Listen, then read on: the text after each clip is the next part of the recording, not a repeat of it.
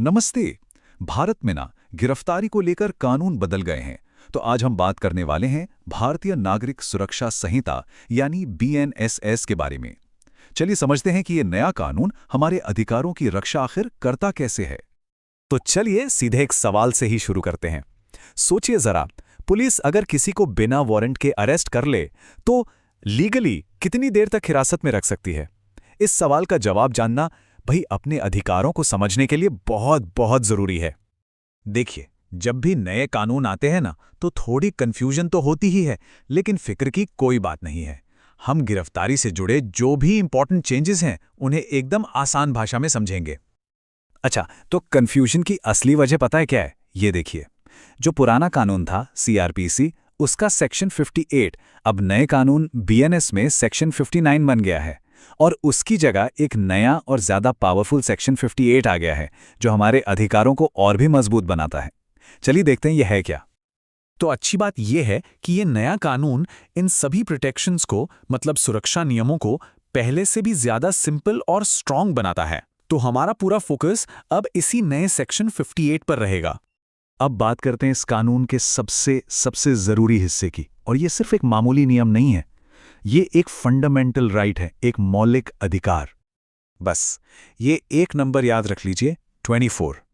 Police किसी को भी 24 घंटे से ज्यादा अपनी कस्टडी में नहीं रख सकती जब तक कि उसे मजिस्ट्रेट के सामने पेश न कर दिया जाए।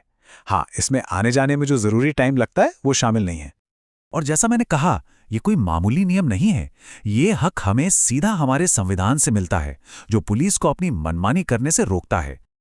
चलिए अब आते हैं इस कानून के दूसरे और उतने ही जरूरी पहलू पर।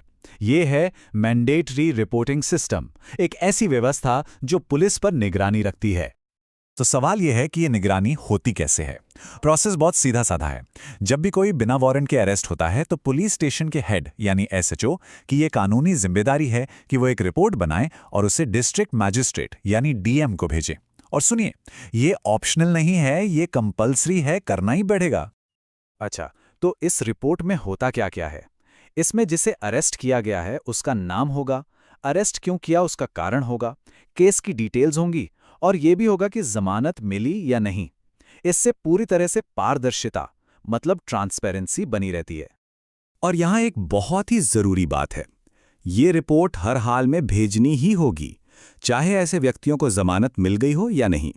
मतलब चाहे उस इंसान को थाने से ही बेल मिल गई हो या वो अभी भी कस्टडी में हो, रिपोर्ट तो जाएगी ही जाएगी। सीधा सा मतलब है, हर एक गिरफ्तारी का हिसाब रखा जाएगा। ठीक है, तो अब तक हमने ये तो समझ लिया कि ये कानून क्या है। अब ये समझते हैं कि एक डेमोक्रेटिक सोसाइटी के लिए ये क्यों इतना ज्यादा जरूरी है। देखिए, इसके 3 मेन मकसद हैं। पहला, पुलिस को जो अरेस्ट करने की पावर मिली है उसका गलत इस्तेमाल रोकना। दूसरा, जब रिपोर्ट एक सिविल एडमिनिस्ट्रेटर यानी डीएम के पास जाती है तो पुलिस पर एक नागरिक निगरानी बनी रहती है। और तीसरा, इन सब के जरिए आम नागरिकों के ह्यूमन राइट्स को प्रोटेक्ट करना। है ना एक बेहतरीन चेक एंड बैलेंस सिस्टम। चलिए अब वापस इस बात पर आते हैं कि इस कानून का एक आम नागरिक के लिए आखिर मतलब क्या है, और अगर कोई इसका उल्लंघन करता है तो उसके नतीजे क्या हो सकते हैं। इस शब्द को एकदम साफ साफ समझना जरूरी है। इल्लीगल डिटेंशन या अवैध हिरासत। अगर किसी को 24 घंटे से ज्यादा बिना मजिस्ट्रेट के ऑर्डर के कस्टडी में रखा जाता है तो वो इल्लीगल डिटेंशन कहलाता है, और एक बहुत ही सीरियस मामला है। और अगर कोई पुलिस ऑफिसर इस रूल को फॉलो नहीं करता है तो उसे बहुत गंभीर नतीजे भुगतने पड़ सकते हैं। इसे कस्टोडियल क्राइम यानी हिरासत में किया गया अपराध माना जा सकता है। यह संविधान का उल्लंघन है, और उस ऑफिसर के खिलाफ डिपार्टमेंटल एक्शन भी होगा और कानूनी कार्रवाई भी हो सकती है। यानी ये एक ऐसा अधिकार है जिसे लागू करवाया जा सकता है। तो कुल मिलाके हम ये कह सकते हैं कि ये कानून हमारी नागरिक स्वतंत्रता के लिए एक सुरक्षा कवच की तरह काम करता है। ये एक बहुत पावरफुल शब्द है जो बताता है कि ये कानून हमें कैसे प्रोटेक्ट करता है।